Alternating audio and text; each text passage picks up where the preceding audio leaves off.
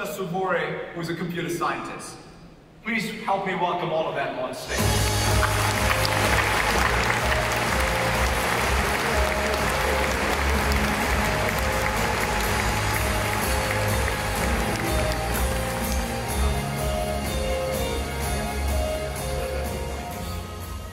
All right.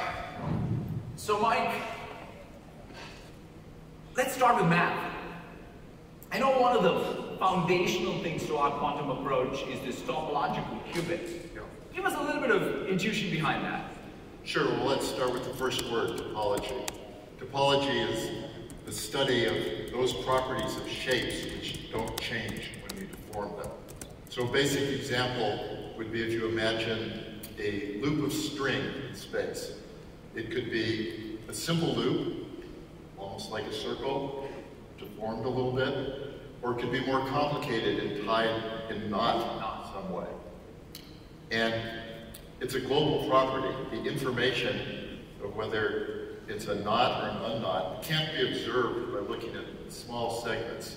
You have to step back and see the global picture.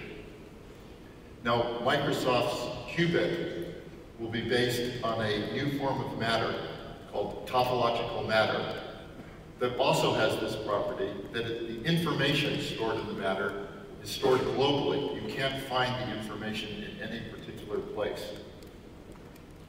Now, how does that work? Well, it's based on an idea called electron fractionalization. The basic information is the electron there or not there is fractionalized and it's spread out.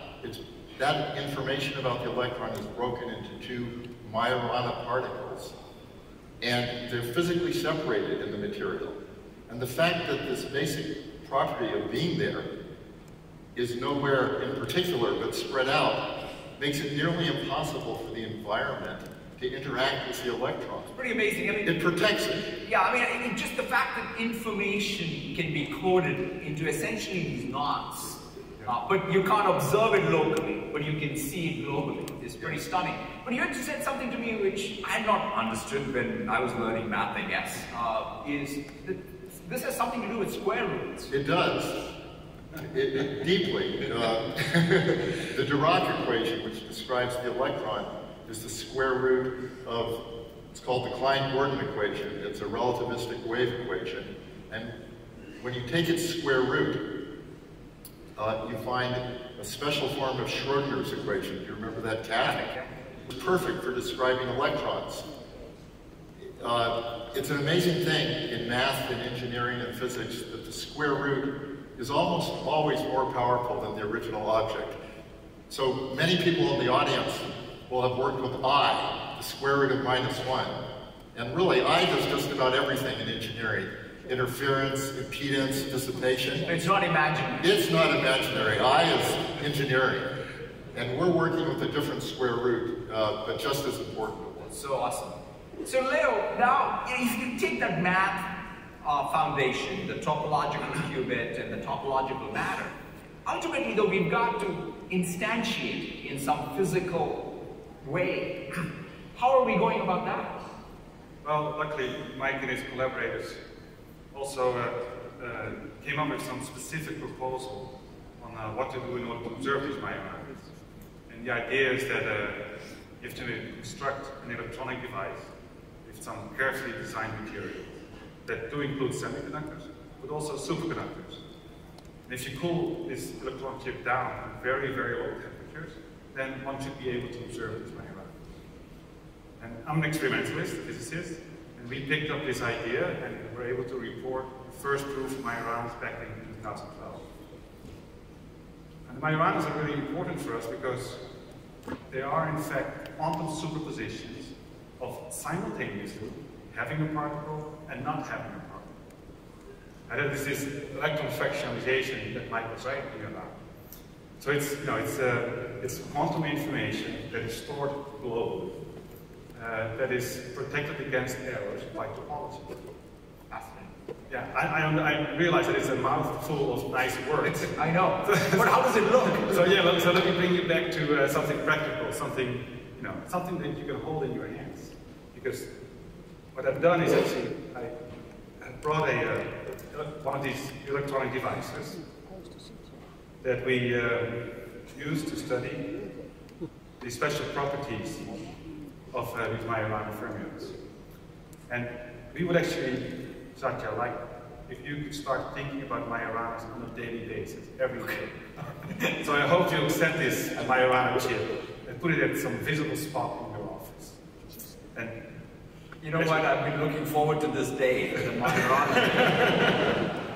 And you said something else. I mean, you said I should keep it but not look at it. Yes, be very careful, because as you know, if you observe, if you look at a quantum superposition, you destroy it. That's right. That's why I don't see the cat both dead and alive. You also want to have the box? Yeah, thank you.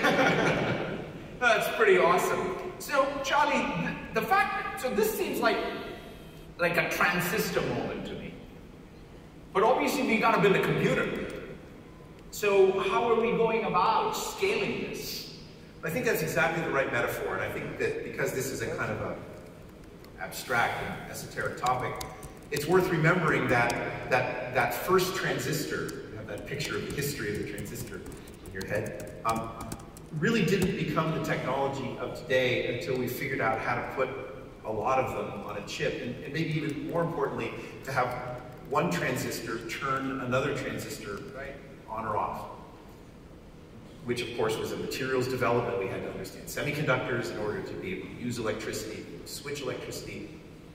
But you know, electrons that form the transistor have their own additional tricks. We've known for 100 years that, for instance, the electrons in an atom don't just buzz around like the planets going around in the solar system, but that they're just a kind of a cloud of probability. But that trick, you know, if you imagine the same kind of extension from the transistor to the chip, if you say, well, I'll take this electron, which isn't anywhere at the same time, and use it to control another electron, which isn't anywhere at the same time, then you have the essential idea of quantum computing. That is, everything is turning itself on and off, but nothing has a state until it's measured. And it seems like a fantastically powerful idea, because then everything is on and off at the same time, so there's all of this parallel computing. And how does the system look, though? But I think it's important to say, when we start building these things, it's at least Microsoft's belief that this idea may not be enough, this idea of on and off at the same time, because those states are so fragile that as soon as you look at them, like you do with the chip, where you measure them in any way, all of that magic disappears. So instead of doing the original transistor model or the atom model of 100 years ago, that kind of model, which hasn't existed before, we've had 100 years to get used to quantum mechanics and 100 years to get used to atoms, but we've only had a few years to get used to this electron fractionalization idea. Right. So what we need to do then is the same generalization. We need to take these fractionalized electrons and have one of them affect another one, and another one, and have a whole chip of each of these fractionalized electrons controlling the state of another one. So these chips are going to get bigger than that, but the same operating principle of the fractionalized electron protected as non-local information, but then turning on and off its neighbors will be the principle of operation. It's important to say, though, that even with this topological protection, room temperature is not going to be enough to have this machine work. It still has to be down at very low temperature. So I think what this machine will look like is something like this box right over here behind us. Maybe also on the screen in a second. That looks nothing. Don't look at it.